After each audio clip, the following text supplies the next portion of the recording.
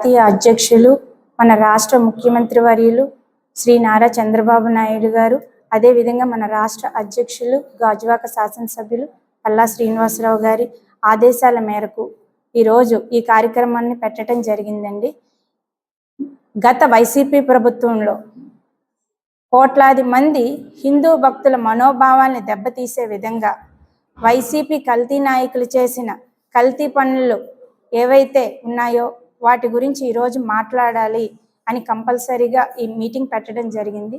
ఎందుకంటే మన కలియుగ దైవం, అదేవిధంగా కోట్లాది భక్తుల ఇష్టదైవం అయినటువంటి వెంకటేశ్వర స్వామి ప్రసాదం అంటేనే లడ్డు.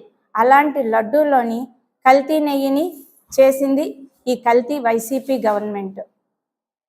అయితే ఈ కల్తీ నెయ్యి గురించి సుప్రీంకోర్టు ఒక సిట్ని ఏర్పాటు చేయటం జరిగింది. సిట్ ఇచ్చింది 11 పేజీల నివేదిక. ఆ నివేదికని సైడ్ పెట్టడం గురించి ఈ వైసీపీ నాయకులు చాలా డ్రామాలు ప్లే చేస్తున్నారు. అది మనకి ప్రజలకు తెలియాల్సిన ఆవశ్యకత ఎంతైనా ఉంది.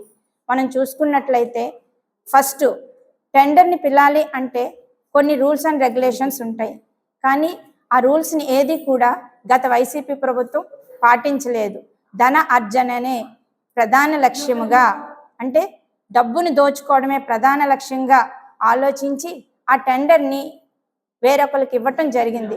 మనకి ఫస్ట్ టెండర్ ఇవ్వాలి అంటే రోజుకి పర్ డే 4 లక్షల లీటర్ల పాలు ఇచ్చే డైరీ ఉండాలి. అదేవిధంగా 12 టన్నుల నెయ్యిని తయారు చేసే డైరీ ఉండాలి. కానీ గత ప్రభుత్వం, వైసీపీ ప్రభుత్వం ఇచ్చిన డైరీ ఏం డైరీ అంటే బోలో బాబా డైరీ. మరి దానికి ఆవులు ఉన్నాయా అంటే అసలు ఆవులు లేవు.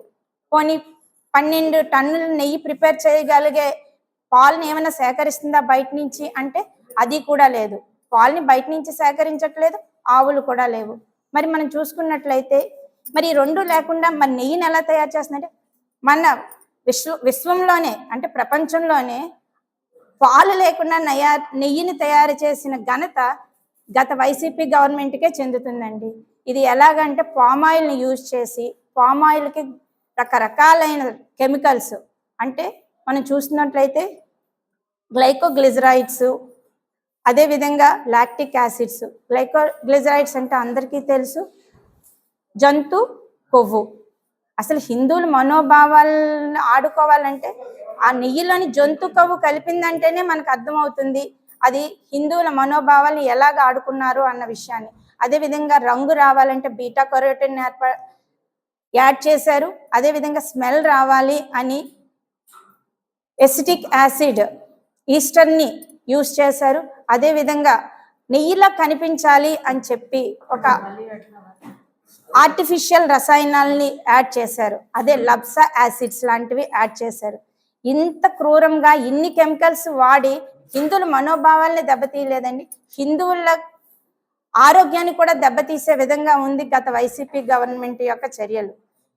అదే కాదండి, మనం చూసుకున్నట్లయితే వీళ్ళు చేసిన అక్రమ పనుల్ని కప్పిపుచ్చుకోవటానికి, అదేవిధంగా సిట్ ఇచ్చిన నివేదికను పక్కదారి పట్టించడానికి కొత్తగా హెరిటేజ్ మీద బురద జల్లటం జరుగుతుంది.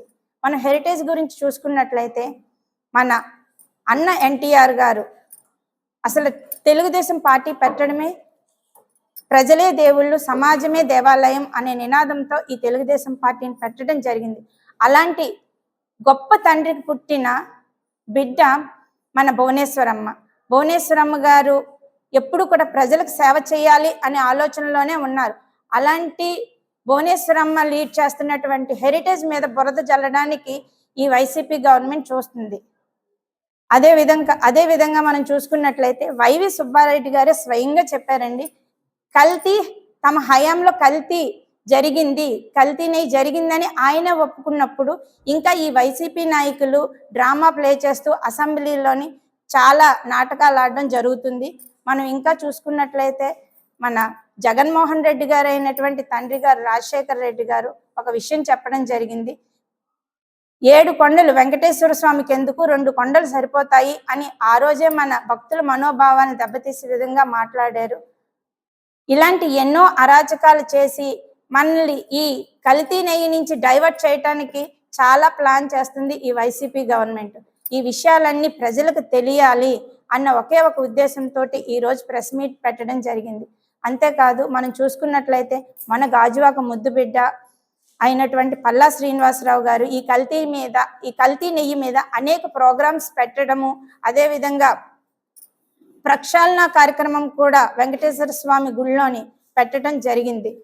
ఈరోజు మేము మీడియా మిత్రులందరి తరపు నుంచి ఒకటే కోరుకుంటున్నామండి, ఎవరైతే ఈ కల్తీ నెయ్యిలో దోషులు ఉన్నారో ఆ దోషుల్ని శిక్షించాలి అని కోరుకుంటూ మాకు ఇంత మంచి అవకాశాన్ని ఇచ్చి మీడియా ప్రతినిధులందరూ మాకు సపోర్ట్ చేసినందుకు ప్రతి ఒక్కరికి కూడా ధన్యవాదాలు తెలియజేసుకుంటున్నాం.